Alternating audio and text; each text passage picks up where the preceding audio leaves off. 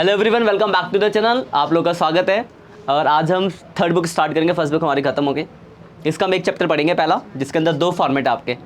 एक balance sheet का format है और एक आपका स्टेटमेंट ऑफ P&L का। आज हम देखेंगे बैलेंस शीट का फॉर्मेट। बैलेंस शीट आपने पहले भी पढ़ी है, लेकिन जो आपके पहले बैलेंस शीट का फॉर्मेट था, जो आपने 11th में पढ़ी थी पार्टनरशिप के सोल प्रोप्राइटरशिप में, 12th में पार्टनरशिप में भी आपने पढ़ी, वो कुछ इस तरीके से थी। आप बैलेंस शीट बनाते थे, एक तरफ आप इधर एसेट्स लिखते थे सारे, इधर लायबिलिटीज और कैपिटल लिखते थे। यही था फॉर्मेट बैलेंस शीट का। और इसमें क्या था, कोई भी इसका सीक्वेंस नहीं था कि किसी हेड को किसी स्पेशल तरीके से, बस जितने भी एसेट्स एक तरफ लिख दो, जितनी भी लायबिलिटीज कैपिटल दूसरी तरफ लिख दो। लेकिन कंपनी अकाउंटिंग में ऐसी बैलेंस शीट नहीं चलती है। कंपनी अकाउंटिंग के बैलेंस शीट का एक फॉर्मेट है। पहली चीज़ तो कंपनी अकाउंटिंग की बैलेंस शीट जो वो वाली थी, वो एक तरफ एसेट्स एक तरफ लायबिलिटीज, तो उसको बोलते थे हम हॉरिजॉन्टल बैलेंस शीट। कंपनी की जो बैलेंस शीट है वो वर्टिकल है। ये देखो बैलेंस शीट का फॉर्मेट है, वो वर्टिकल बैलेंस है। पहले इक्विटी या लायबिलिटीज है। इक्विटी साइड में देखो share holder fund, share application money, pending allotment, non current liabilities, current liabilities. उसी के नीचे से आपका एसेट स्टार्ट हो रहा है। तो ये बैलेंस शीट जो एक के नीचे एक होगी, इसे हम बोलते हैं vertical balance sheet. Company accounting में यही बैलेंस शीट का फॉर्मेट अप्लाई होता है। अब इसमें समझने वाली कुछ छोटी छोटी बातें सबसे पहले, फिर हम डिस्कशन करेंगे बाद में। लायबिलिटी साइड में देखो आपको मोटे मोटे 4 वर्ड दिख रहे होंगे। अगर मैं लायबिलिटी साइड को दिखाऊं तो ये लायबिलिटी साइड है। तो लायबिलिटी साइड में 4 दिख रहे होंगे word, 1 2 3 4। Share holder fund, share application money, pending allotment, non current liabilities और करंट लायबिलिटीज। इनको बोला जाता है आपको मेन हेड। ठीक है, तो ये आपकी लायबिलिटी साइड की क्या है, मेन हेड्स है। कौन कौन सी है, share holder fund, share application money, pending allotment, non current liabilities, current liabilities. अगर आप इसी के अंदर देखो तो पहले हेड के अंदर 3 चीज़ें दी गई है, इस वाले हेड के अंदर 4 चीज़ें दी गई है। तो इनको बोला जाता है सब हेड्स। अगर आपसे कोई पूछे शेयर होल्डर फंड के अंदर कौन कौन से सब हेड्स है, तो शेयर होल्डर फंड के अंदर 3 सब हेड्स है, share capital, reserve surplus, money receive again, share warrant. Non current liabilities में कितने सब हेड्स है, तो इसके अंदर 4 सब हेड्स है, long term borrowing, deferred tax liability, other long term liabilities, long term provisions. ठीक है, तो पहले तो आपको ये याद करना पड़ेगा पूरा प्रॉपर फॉर्मेट कि मेन हेड और सब हेड कौन कौन से। तो लायबिलिटी साइड में 4 सब हेड मेन हेड्स, पहले मेन हेड में 3 सब हेड्स है, दूसरे में कुछ भी नहीं है, तीसरे में 4 सब हेड्स है और चौथे वाले में भी 4 सब हेड्स है। ये तो हुआ लायबिलिटी साइड का हिसाब किताब। आप चाहो तो ऑनलाइन जो बच्चे स्क्रीनशॉट ले सकते हो। ऐसे अगर मैं एसेट साइड की तरफ बढ़ूँ, देखो ये एसेट साइड है पूरी आपकी। तो एसेट साइड में देखो 2 ही मेन हेड है, नॉन करंट एसेट्स और करंट एसेट्स। इनको बोलेंगे तो ये 2 इनके मेन हेड्स हुए। पहले मेन हेड्स के अंदर देखो 1 2 3 4 5 सब हेड्स है, जिसमें से पहला है property plant and equipment and intangible assets. और इसके अंदर भी 4 सब हेड के अंदर सब हेड दे रखे हैं। लेकिन अगर आपसे कोई पूछता है नॉन करंट एसेट्स के सब हेड्स, तो आप इनके नाम नहीं लिखोगे। ये पहला है, ये दूसरा, ये तीसरा, ये चौथा, ये पांचवा। पहला क्या आपका property plant equipment and intangible assets, दूसरा क्या आपका नॉन करंट इन्वेस्टमेंट, तीसरा क्या आपका deferred tax liability assets, long term loans advances और अदर लॉन्ग टर्म एसेट्स। ऐसे इसके अंदर देखो 6 सब हेड्स है करंट एसेट्स के अंदर, current investment, inventories, trade रिसीवल, cash and cash equivalent, short term loans and advances और अदर करंट एसेट्स। तो अगर बात की जाए ओवरव्यू, याद तो आपको धीरे धीरे होगा, एकदम से होगा नहीं, तो याद करने के पॉइंट से अगर मैं बात करूँ तो लायबिलिटी साइड में 4 main heads, share holder fund, share application money, pending allotment, non current liabilities और करंट लायबिलिटीज। पहले वाले के अंदर 3 सब हेड्स है, दूसरे में कुछ है नहीं, तीसरे में 4 सब हेड्स से और चौथे में भी 4 सब हेड्स से। लायबिलिटी साइड खत्म, याद आपको करना है। फिर एसेट साइड पे आओगे तो एसेट साइड में 2 ही मेन हेड्स है, non current assets, current assets. पहले में 5 सब हेड्स है, दूसरे में 6 है, और पहले के अंदर 1 के अंदर 4 चीज़ें। ठीक है ना, तो ये होते हैं मेन हेड्स और सब हेड। डायरेक्ट क्वेश्चन भी आपसे ऐसा आ सकता है, आपसे पूछेगा बताओ करंट लायबिलिटीज के सब हेड्स बताओ। तो करंट लायबिलिटीज में 4 सब हेड्स थे, क्या क्या थे, short term loans advance, short term borrowing था पहला, दूसरा था ट्रेड पेबल, तीसरा अदर करंट लायबिलिटीज और शॉर्ट टर्म प्रोविजन। ये तो हुआ डायरेक्ट क्वेश्चन। अब इसको थोड़ा सा अपग्रेड करते हैं थोड़ा, ये तो, लेकिन ये प्राइमरी है। ये चैप्टर ऐसा बिल्कुल पढ़ने वाला है, आराम से पढ़ना। देखो मैं ये चैप्टर आज और अगली क्लास में ख़त्म कर दूंगा, फिर हम सेकंड बुक करेंगे। सेकंड बुक में हमें बहुत टाइम लगने वाला है, कम से कम 1.5 महीना। और इस चैप्टर को भी बहुत डीप पढ़ना है, जितना ज़्यादा अच्छे से पढ़ोगे उतना ज़्यादा बढ़िया होगा। तो इसके पेजेस आप आराम से खुद से पढ़ना, सेल्फ वाला चैप्टर है। तो ये देखो आपने पूरा देखा मेन हेड्स और सब हेड, ये लाइबिलिटी साइड था, ये एसेट साइड। तो ये तो हुआ मेन हेड और सब हेड। अब आते हैं थोड़ा डिटेल में जाते हैं कि किस में क्या क्या आता है। तो मैं आपको ओवरव्यू देता हूँ, बाकी आपको जितना ज़्यादा अपने सेल्फ से पढ़ोगे उतना ज़्यादा फायदा होगा आपको। पहला देखो, पहला है share holder fund. Share holder fund के अंदर 3 सब हेड्स हैं। पहला है शेयर कैपिटल। जब हम सेकंड बुक अभी आप लोगों ने 11th क्लास में बिजनेस स्टडीज़ में पढ़ा होगा शेयर कैपिटल के बारे में कि 2 तरह के शेयर्स होते हैं, इक्विटी और प्रेफरेंस। उसके बाद हम जब भी सेकंड बुक पढ़ने वाले हैं वहाँ भी हम इसको बहुत डिटेल में जानेंगे। शेयर कैपिटल में आता है ऑथराइज शेयर कैपिटल, एक कंपनी की लिमिट होती है कितने शेयर वो पब्लिक को इशू कर सकता है। फिर बढ़ाएगा इशू शेयर कैपिटल, जितना भी सब्सक्राइब शेयर कैपिटल। तो ये शेयर कैपिटल में 2 ही, वैसे मोटा मोटा बोल तो 2 शेयर होते हैं, एक इक्विटी शेयर होता है, दूसरा प्रेफरेंस शेयर्स होता है। और शेयर कैपिटल के अंदर ऑथराइज इशू, सब्सक्राइब होता है, पेड अप होता है, नॉट फुल्ली पेड अप होता है। तो ये सब जैसे हम सेकंड बुक तो पढ़ ही रहे, तो वहाँ पे हम इसके बारे में डिस्कशन डिटेल में जान लेंगे। ठीक, सर जो बैलेंस शीट बनेगी पहले लायबिलिटीज और उसके नीचे फिर assets। हाँ, इसी के नीचे एसेट्स होगा। दूसरा आपका रिजर्व एंड सरप्लस। तो देखो रिजर्व एंड सरप्लस से क्या होगा, जो भी प्रॉफिट्स और रिजर्व है, जैसे मैं बोलूँ general reserve, workman compensation reserve, investment fluctuation reserve, ठीक है, प्रॉफिट एंड लॉस का क्रेडिट बैलेंस, मतलब कोई भी प्रॉफिट्स और रिजर्व अगर कंपनी का है तो वो कौन से हेड के अंदर आएगा, रिजर्व एंड सरप्लस। ठीक है, ये बस आपको मोटा मोटा पढ़ना पड़ेगा, मैं तो ओवरव्यू देता हूँ, लेकिन आपको पढ़ोगे तो ज़्यादा बढ़िया से क्लियर होगा। Money receive against share warrants. तो पहले आपको पता होना चाहिए शेयर वारंट्स, इसमें कुछ भी नहीं मिलेगा आपको, कुछ आपको दिखेगा ही नहीं, बस आपको ये पता होना चाहिए शेयर वारंट्स होते क्या है। शेयर वारंट्स का मतलब क्या होता है कि आप कुछ पैसे देके एक वारंट खरीद लेते हो, जिससे आपको एक राइट मिल जाता है फ्यूचर में एक स्पेसिफिक डेट तक आज के प्री डिसाइडेड प्राइस पे शेयर खरीदने का। जैसे एक छोटा एग्जांपल देके समझ आता हूँ। सपोज करो मैं कहीं प्लॉट लेने गया, ठीक है, तो उससे मैंने बात की, उसने कहा भाई साहब 30 लाख रुपए का प्लॉट है। तो मैंने कहा चलो ठीक है, मैं कहा चलो 2 महीने बाद आके लूँगा। तो पता क्या कहता हूँ, 2 बातें कहता है, या तो अभी कुछ पैसा देकर बुक करा लो, या फिर बाद में आओगे तो बाद का जो रेट होगा उस रेट पे लगेगा, है ना। तो मैं कुछ पैसे देकर बुक करा लेता हूँ कि मुझे आने वाले 2 महीने तक आज के ही प्राइस पे शेयर उसको खरीदने का है, और 2 साल बाद जाऊँगा थोड़ा ना उस प्राइस पे देगा, बस 2 महीने की डेट थी ना। तो वैसे ही शेयर्स में भी होता है, अगर आप शेयर्स के वारंट्स खरीद लेते हो तो आपको एक स्पेसिफिक डेट तक जो भी डिसाइडेड होगा प्री प्राइस जो पहले से फिक्स प्राइस है उसी प्राइस पे शेयर खरीदने का राइट मिल जाता है। तो ये टेम्प्रोरी है, अगर आप जाओगे तो बहुत अच्छी बात है, नहीं जाओगे तो खत्म, जाओगे तो क्या किस में चला जाएगा, ये शेयर कैपिटल में। अगर आप खरीद लोगे जाके तो ये आपका किसके अंदर कन्वर्ट हो जाएगा, नहीं जाओगे तो खत्म हो जाएगा। तो पहले 3 हेड क्लियर है। दूसरा है share application money pending allotment. अब इसका क्या मतलब है, जैसे एग्जांपल 4, मान लो मेरी कंपनी शेयर इशू कर रही है, तो मैंने क्या किया, आज आप लोगों से पैसा तो ले लिया, पर अभी शेयर इशू करना पेंडिंग है। पैसा आ गया है पर शेयर इशू करना पेंडिंग, क्योंकि पूरा प्रोसीजर्स में टाइम लगता है। तो अभी उस पैसे को किस नाम से दिखाऊंगा, तो इससे share application money pending allotment. पैसा आ गया है बट शेयर देना अभी बाकी है। तो ये भी टेम्प्रोरी है, बाद में ये भी जाके किसके अंदर मिल जाएगा, शेयर कैपिटल में। तो इसके अंदर भी बस ये हेड है, इसके अंदर कुछ मिलेगा नहीं आपको, बस बताओ ये क्या हेड होता है। तीसरा सब हेड आपका non current liabilities. Non current liabilities आप जानते ही हो, आपने 11th क्लास से पढ़ता हो, और वैसे डेब्ट जिसकी पेमेंट आपको 1 साल के बाद करनी होती है वो सब नॉन करंट लायबिलिटीज़ होती है। अब इसके अंदर 4 है। पहला लॉन्ग टर्म बोरिंग, मतलब कोई बोरिंग जो 1 साल से ज़्यादा के लिए, जैसे डिवेंचर हो गया, बॉन्ड हो गया, बैंक लोन हो गया 1 साल से ज़्यादा का, पब्लिक डिपॉजिट हो गया, मतलब वैसे उधार जो कि आपने पब्लिक से या कहीं से उधार लिया है जो 1 साल से ज़्यादा के लिए है, वो किस में आएंगे, लॉन्ग टर्म बोरिंग। ये वर्ड आ रहा है डफर्ड टैक्स लायबिलिटीज़, इसी यही एक एसेट्स पे भी आएगा डफर्ड टैक्स एसेट्स।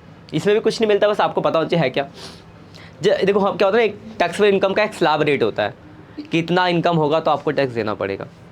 तो अगर आपके अकाउंटिंग इनकम टैक्सेबल इनकम से ज़्यादा है तो आपको टैक्स देना होगा, तो डफर्ड tax liability.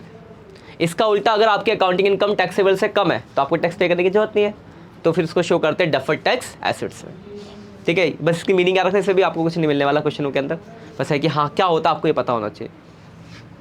Other long term liabilities, और किसी को आपने मान लो 1 साल से ज़्यादा, मान लो मैंने किसी को उधार बेचा है 2 साल के लिए, तो 1 साल से ज़्यादा के बाद पैसा रिकवर होगा ना, तो भी किस में आ जाएगा, अदर लॉन्ग टर्म लायबिलिटीज़ में। और प्रोविजंस आप जानते ही हो, फ्यूचर में होने वाले लॉस क्लेम प्रोविजन बनाते हैं। तो अगर कोई प्रोविजन आपने 1 साल से ज़्यादा के लिए बना रखा है, जैसे provision for employ provident, provision for employ compensation, मतलब किसी भी चीज़ के लिए प्रोविजन आपने 1 साल से ज़्यादा के लिए बना रखा होगा तो किस में आएगा, लॉन्ग टर्म प्रोविजन। ठीक है, उसके बाद आपका अगला है करंट लायबिलिटीज़। तो अगर मैं करंट लायबिलिटीज़ की बात करूं तो वैसी डेब्ट जिसकी पेमेंट आप 1 साल के अंदर कर दोगे। इसके अंदर पहला शॉर्ट टर्म बोरिंग, मतलब कोई बोरिंग अगर आपने 1 साल से कम के लिए, जैसे बैंक ओवरड्राफ्ट हो गया, शॉर्ट टर्म का बैंक लोन हो गया, तो कोई भी ऐसा डेब्ट उधार जो आपने 12 महीने के अंदर अंदर पेमेंट कर दोगे वो इसके अंदर आ जाएगा। ट्रेड पेबल में आप जानते हो 2 चीज़ें आती है। ट्रेड पेबल में क्या क्या आता है आपका, क्रेडिटर और बिल्स पेबल, ठीक है। उसके बाद आपका अदर करंट लायबिलिटीज, अदर और भी कोई करंट लायबिलिटीज जैसे outstanding expense, advance income, unclaim dividend. Dividend जानते हो ना, डिविडेंड जानते हो आप लोग, डिविडेंड क्या होता है, क्या होता है डिविडेंड? सर जो बांट देते हैं। हाँ, जो प्रॉफिट का हिस्सा शेयर होल्डर में बांटते हैं। तो सपोज करो आपने मेरी कंपनी में पैसा इन्वेस्ट कर रखा है, तो आप सब शेयर होल्डर हो और आज कंपनी ने प्रॉफिट कमाया तो मैं आप सबको डिविडेंड बांट रहा हूँ। तो हुआ क्या, जब डिविडेंड बांटने आया तो ये आई नहीं अपने पैसा लेने डिविडेंड का, तो मेरे लिए क्या हो पैसा, मेरे लिए क्या होगा पैसा, आज नहीं आई तो कल तो आएगी लेने, तो मेरे लिए वो लायबिलिटीज़ होगी और एक जल्दी ही आएगी 2-4 दिन के अंदर ही, तो मेरे लिए वो करंट लायबिलिटीज़ होगी। तो इसलिए अनक्लेम डिविडेंड भी किसके अंदर आता है, अदर करंट लायबिलिटीज़ में। और आखिरी आपका शॉर्ट टर्म प्रोविजंस, मतलब कोई भी ऐसा प्रोविजन जो आपने 1 साल से कम के लिए बना रखा है, जैसे provision for tax, provision for bad debts, ठीक है। तो ये सारे हेड्स आएंगे करंट लायबिलिटीज़ के अंदर, ठीक। लायबिलिटी साइड क्लियर हुआ। फिर ऐसी आपका एसेट साइड है। एसेट साइड में आते हैं, एसेट्स में देखो पहले नॉन करंट एसेट्स है, तो नॉन करंट एसेट्स की बात कर लेते हैं पहले, फिर करंट पाएंगे। तो अगर नॉन करंट एसेट्स की बात करें तो इसमें देखो इतने सब हेड्स है। पहला property, plant, equipment and intangible. देखो आपने सुना होगा टेंजिबल और इंटेंजिबल एसेट्स के बारे में, सुना ना, टेंजिबल जिसको टच कर सकते हो, तो ये पहला बेसिकली वही है। पहले इसका नाम यही था टेंजिबल एंड इंटेंजिबल एसेट्स, पर अब टेंजिबल का नाम बदल के प्रॉपर्टी, प्लांट एंड इक्विपमेंट कर दिया गया। तो किसी पुरानी बुक में तो उसमें ये मिल जाएगा लिखा हुआ टेंजिबल एंड इंटेंजिबल, अब उसका नाम बदल के हो गया है property, plant, equipment and intangible. तो देखो इसमें पहला है प्रॉपर्टी प्लांट, ये तो जानते ही हो, मशीनरी, बिल्डिंग, फर्नीचर, मतलब जो भी आपके टेंजिबल एसेट्स हैं। दूसरा इंटेंजिबल एसेट्स, ये भी आप जानते हो, जिसको आप छू नहीं सकते, जैसे गुडविल, पेटेंट, ट्रेडमार्क, ठीक।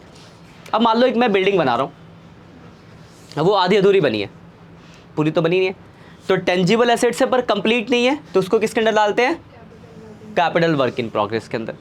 तो ये भी टेम्प्रोरी है, ये बाद में जाके किस में मिल जाएगा, ठीक है। मान लो मैं कोई सॉफ्टवेयर बना रहा हूँ, वो अभी कंप्लीट नहीं बना, आधा अधूरा बना है, ये हो गया, तो ये भी बाद में किस में जाके मिल जाएगा, ठीक है ना। तो ये पहला जो सबहेड था आपका कहते हैं प्रॉपर्टी, प्लांट, इक्विपमेंट, ये उसके अंदर के सबहेड्स हैं, ठीक। दूसरा नॉन करंट इन्वेस्टमेंट, ये आप जानते होगे, कोई भी इन्वेस्टमेंट अगर आपने 1 साल से ज़्यादा के लिए लिया होगा तो आपका क्या होगा, नॉन करंट इन्वेस्टमेंट। ये मैंने आपको बताया था कि अगर हमारी अकाउंटिंग इनकम टैक्सेबल से कम होगी तो हमें टैक्स नहीं देना, तो डेफर्ड टैक्स एसेट्स।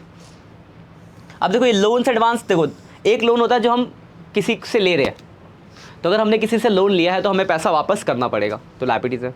इसका उल्टा अगर मैंने किसी को लोन या एडवांस दे रखा होगा तो हमारे लिए तो एसेट्स है ना। तो अगर वो लोन अगर मैंने किसी को 1 साल से ज़्यादा के लिए दिया होगा तो लॉन्ग टर्म लोन्स एडवांसेस में आएगा, और 1 साल से कम के लिए तो नीचे शॉर्ट टर्म में आएगा, करंट एसेट्स में आएगा भी है। और अदर जो भी कुछ बच गया 1 साल से ज़्यादा वाले, देखो ये शॉर्ट टर्म में भी वो आ गया, दिख रहा है शॉर्ट टर्म में आपको। करंट इन्वेस्टमेंट, कोई भी इन्वेस्टमेंट 1 साल से कम के लिए।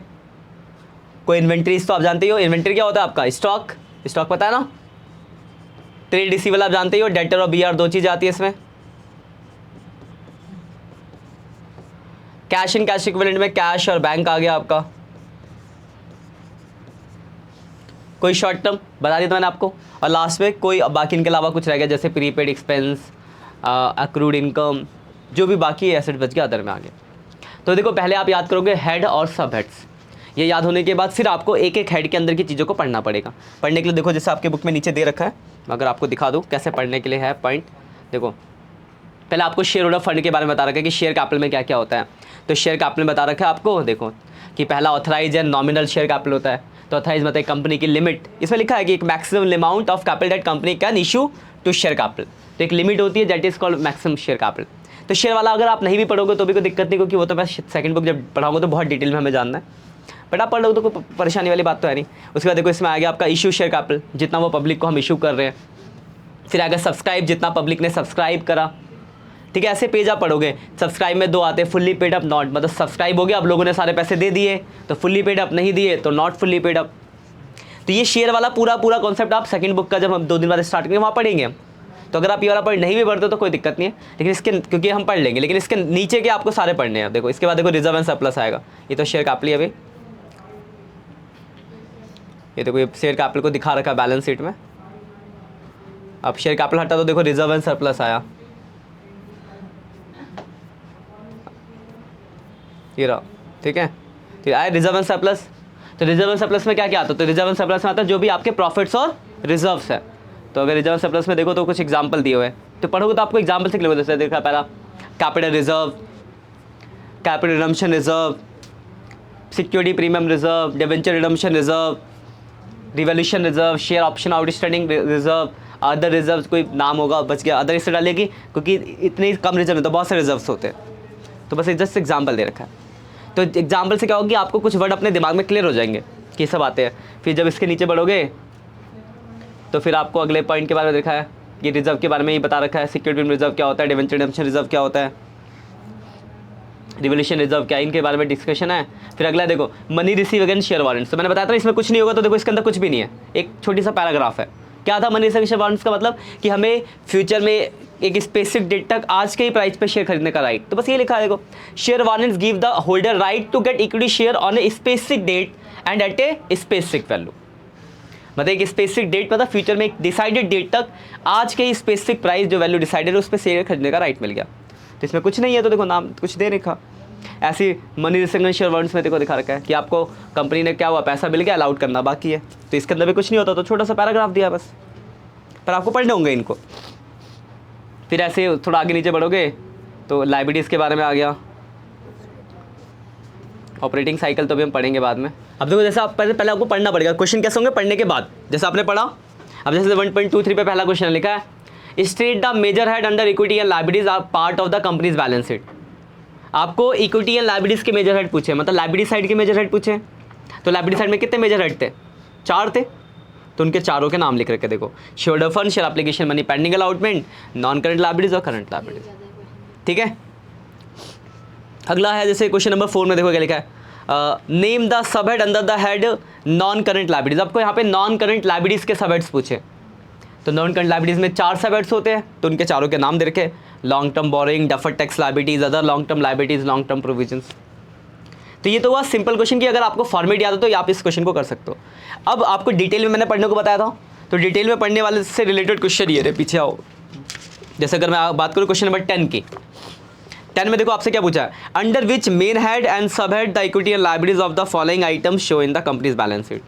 अब यहाँ पे पूछा गया है कि जो भी नीचे आइटम्स दिए गए उनके मेन हेड और सब हेड बताएं। जैसे पहला पॉइंट है डिवेंचर। अगर मैं बात करूँ डिवेंचर, तो देखो ये आपको पता तो होना चाहिए कि डिवेंचर बैलेंस शीट के फॉर्मेट में आता कहाँ है। अगर आपको यही नहीं पता कि ये आता कहाँ है तो आप मेन हेड और सब हेड कैसे बता पाओगे। अगर आपको ये पता होगा कि हाँ डिवेंचर यहाँ पर आता है तब आप बता सकते हो। हाँ, तो डिवेंचर जो आता है वो आता है नॉन करंट लायबिलिटीज, तो ये इसका मेन हेड हुआ। और इसके अंदर ये आता है लॉन्ग टर्म बोरोइंग, था ना इसका पहला हेड। तो इसका मेन हेड हुआ नॉन करंट लायबिलिटीज और सब हेड हुआ लॉन्ग टर्म बोरोइंग। भाई समझ आई। जैसे इसमें थर्ड पॉइंट है सिक्योरिटी प्रीमियम। तो सिक्योरिटी प्रीमियम किसके अंदर आएगा? रिजर्व एंड सरप्लस के अंदर। तो मेन हेड होगा शेयर होल्डर फंड और सब हेड होगा रिजर्व एंड सरप्लस। जैसे अगर मैंने कहा पेटेंट, तो पेटेंट क्या होता है? Intangible assets. तो मेन हेड होगा नॉन करंट एसेट्स, सब हेड होगा प्रॉपर्टी प्लांट एंड इक्विपमेंट के अंदर इंटेंजिबल एसेट्स, ठीक है। जैसे मैंने बोला डेटर, तो डेटर किसके अंदर आएगा आपका? तो डेटर आता है करंट एसेट्स के अंदर। और करंट एसेट्स के अंदर भी 6 हेड थे, तो इसमें से वो आता है ट्रेड रिसीवल में।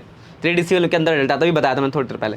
तो आप बताओगे मेन हेड करंट एसेट्स, सब हेड ट्रेड रिसीवल, लायबिलिटीज, क्रेडिटर और बीपी। इसलिए कहते थे 11th पढ़ लेनी चाहिए थी, सब 11th में है। ट्रेड पेबल भी, ट्रेड रिसीवल भी, सेकंड चैप्टर। तो मतलब बेसिकली कहने का मतलब मेरा क्या है, ये मैं आपको बताने का कुल पॉइंट ऑफ व्यू ये है कि आपको ये वाला चैप्टर जो है मेन हेड सब हेड्स तो मैंने आपको बता दिया। मैंने आपको ये बता दी कि क्वेश्चन किस तरीके से आएगा, पर ये आपको याद नहीं करोगे तो नहीं पता चलेंगे। आप कुछ चीज़, बहुत सी चीज़ें आपकी 11th से भी लिंक है। अगर आपको 11th आती है तो जैसे करंट एसेट्स, करंट लायबिलिटी, जैसे अभी पूछी थी ट्रेड पेबल क्या होता है, तो अगर आपने 11th पढ़ी होती तो ट्रेड पेबल का आपको पूछने की जरूरत नहीं पड़ती। तो कुछ चीज़ें ऐसी भी है जो आप डायरेक्ट कर सकते हो और अगर आपने बिल्कुल भी नहीं पढ़ी तो फिर आपको पूरे सारे पेज पढ़ने पड़ेंगे। तो ये देखो कहाँ तक है, अगर ये कुछ क्वेश्चन हो गए फिर आगे बढ़ो, देखो करंट एसेट्स के बारे में दे रखा है। फिर देखो अगर पेज नंबर 1.37 पे आओ, 38 तक, 1.38 ठीक है। तो टोटल आपके 30 क्वेश्चन है इसके ऊपर, और ये पूरे पेज है ना, वो ये 1.5 से लेकर 1.38 तक ये सारा इसी के ऊपर पढ़ने के ऊपर। आप पहले पढ़ोगे फिर क्वेश्चन, मैं आपको नहीं बोला कि आपको एक दिन में करना है। एक पहले दिन तो आप सबसे पहले इसके मेन हेड तो सब ऐड करोगे, हाँ किस मेन हेड के अंदर कौन कौन से सब हेड्स है, कितने मेन हेड है, कितने सब हेड।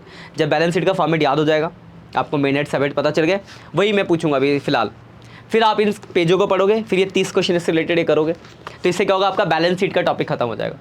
फिर इसके देखो अगले पेज पे एक और फॉर्मेट है स्टेटमेंट ऑफ पीएनएल का, जो हम अगली क्लास में देख के उसको खत्म कर लेंगे। इस चैप्टर में सिर्फ यही 2 चीज़ है, लेकिन ये चैप्टर पढ़ने वाला बहुत ज़्यादा है। जितना ज़्यादा अच्छे से पढ़ोगे उतना ज़्यादा आपके लिए क्लियर रहेगा, नहीं पढ़ के रखोगे तो क्लियर नहीं रहेगा। ठीक है, क्वेश्चन ऐसे ही बनेंगे, या तो आपसे आसान क्वेश्चन होगा तो सीधे पूछेगा मेन हेड्स बताओ, सब हेड्स बताओ, लेकिन इतना सिंपल नहीं देते हो, थोड़ा डिफिकल्ट देंगे। आपके आइटम दिए होंगे, पूछेंगे मेन हेड और सब हेड्स बताओ।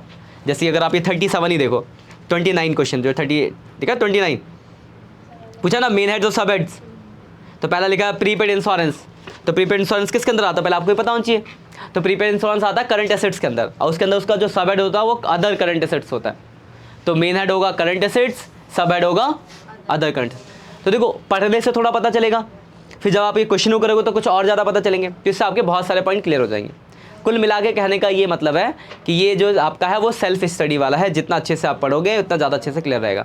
लेकिन एक चीज़ और ध्यान रखना, अगर नहीं पढ़ोगे तो बहुत दिक्कत आएगी आगे के चैप्टरों में, क्योंकि इस बुक के बाकी चैप्टर इससे कनेक्टेड है। जैसे हम रेशियो पढ़ेंगे तो वहाँ पे फॉर्मूला होता है, जैसे वो रेशियो निकाले क्यूक रेशियो, उसका फॉर्मूला होता है quick assets upon current liabilities. और आपको ये नहीं पता करंट लायबिलिटीज होती क्या है, कहाँ से बनेगा, लेकिन आपने ये चैप्टर पढ़ा होगा तो आपको पता होगा। एक फॉर्मूला आता है क्या कहते हैं, शेयर ऑफ प्रोप्राइटरी रेशियो का, share of fund upon total assets.